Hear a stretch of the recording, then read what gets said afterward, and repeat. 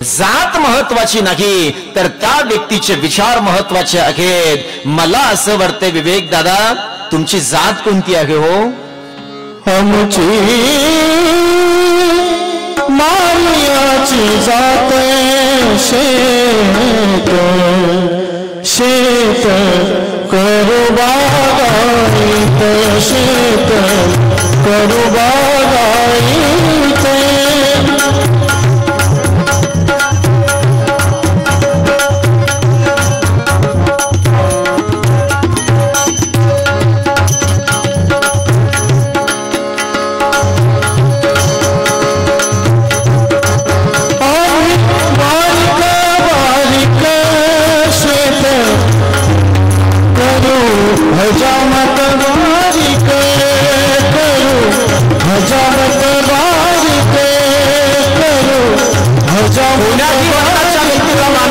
अधिकार आहे म्हणूनच माझे हरी सोनार हरीचा दास, नर हरी सोनार हरीचा दास। भजन करीतो रात्र दिवस तुझे नामाचा व्यवहार। देवा तुझा मी सोनार, देवा तुझा मी सोनार, देवा तुझा मी सोनार। म्हणे गोरा कुंभार सखया पांडुरंगा, तुम्हा आम्हा ठावा निरंजनी माय बाबा। निर्गुणाचा संग धरीला जो आवडे, निर्गुणाचा संग धरीला जो आवडे, निर्गुणाचा संग। नाम म्हणत साजा तुझा मी शिंपी हो, नाम म्हणत साजा तुझा मी शिंपी। उपमा जातीची देऊ नये, उपमा जातीची देऊ नये, उपमा जातीची देऊ नये। खटनट यारे शुद्ध होनिया जारे, खटनट यारे शुद्ध होनिया जारे। दौड़ी पीती भावे चोखा मेरा, चोखा मेरा। दौड़ी पीती भावे चोखा मेरा। तारी वाजवावी गुढी उभारावी, तारी वाजवावी गुढी उभारावी। वाट ही चालावी पंढरीची, पंढरीची वाट ही चालावी पंढरीची, पंढरीची वाट ही चालावी पंढरीची।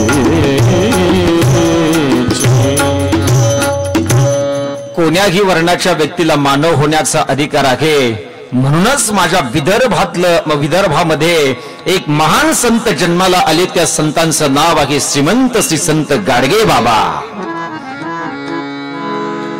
गोपाला गोपाला देवकी नंदन गोपाला, गोपाला गोपाला देवकी नंदन गोपाला। सांभाळ ही तुझी लेकरे पुण्य समवती हो। गोपाला गोपाला गोपाला गोपाला गोपाला।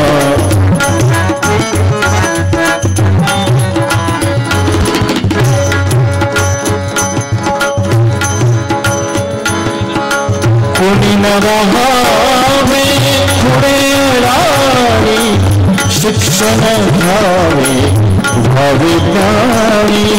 कोणी न राहावे पुढे राणी, शिक्षण घ्यावे भावी प्राणी।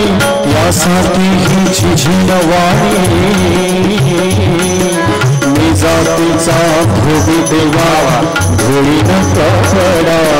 मळलेला गोपाला गोपाला गोपाला गोपाला गोपाला गोपाला देवकी नंदन गोपाला। सांभाळ ही तुझी लेकरे पुण्य समजती पापाला गोपाला गोपाला गोपाला गोपाला। जात महत्वाचे नाही बघा, तर त्या व्यक्तीचे विचार महत्वाचे आहेत। म्हणून तर मी प्रस्तावनेमध्ये बोललोय की विचाराने श्रीमंत व्हा। आज हे सगळे अभंग या ठिकाणी गायले जातात, या सगळ्या संतांचा विचार या ठिकाणी केला जातोय। याचा अर्थ असा आहे त्यांनी त्यांच्या जातीला प्राधान्य दिलं नाही, तर त्यांनी त्यांच्या विचाराला प्राधान्य दिलंय। हे मात्र आपल्याला विसरून चालणार नाही सज्जनांनो। माझे गोस्वामी तुलसीदास महाराज या ठिकाणी वंदना करतायत। वंदना करत असताना वाणीला आणि विनायकाला वंदना करतायत। ज्या भगवान गणेशाची आपण या ठिकाणी येऊन आराधना करतायत ना, त्या गणेशाला देखील माझे गोस्वामी तुलसीदास महाराज वंदना करतायत। वर्ण अर्थात वर्णानाम रत संगानाम रसानाम छंदसामपी, वाणीला आणि विनायकाला या ठिकाणी वंदना केल्या जाते। याच्यातलं एक सूत्र मला अजून एक सांगायचंय बघा।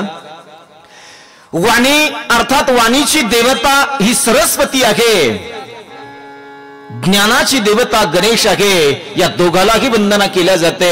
म्हणून एक वाक्य मी जाता जाता सांगेल या ठिकाणी। या समाजामध्ये असे काही वर्ग आहेत बघा।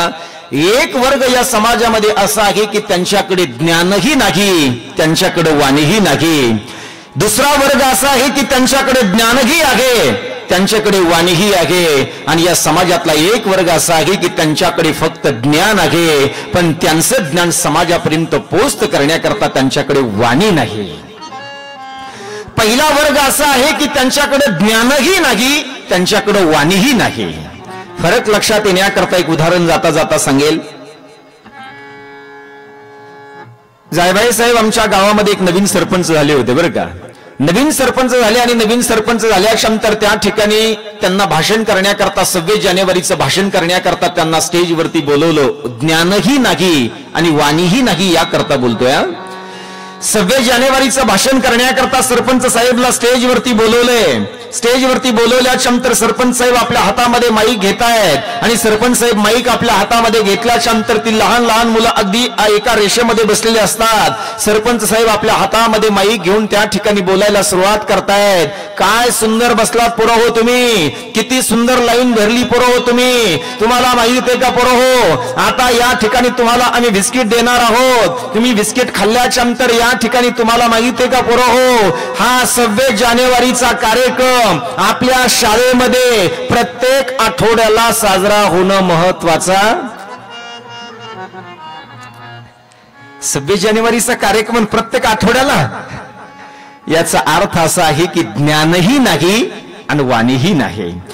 या समाजामध्ये असा एक वर्ग आहे की त्यांच्याकडे ज्ञान आहे, पण त्यांच्याकडे आपलं ज्ञान समाजापर्यंत पोहोच करण्याकरता त्यांच्याकडे वाणी नाही। सज्जनांनो, असे काही लोक आळंदीमध्ये आजही आहेत की त्यांची ज्ञानेश्वरी पाठ आहे। असे लोक आजही आळंदीमध्ये आहेत की त्यांचा गाथा पाठ आहे। असे लोक आजही आळंदीमध्ये आहेत की त्यांचं रामायण पाठ आहे, पण केलेलं पाठांतर हे समाजापर्यंत सांगण्याकरता त्यांच्याकडे वाणी नाही।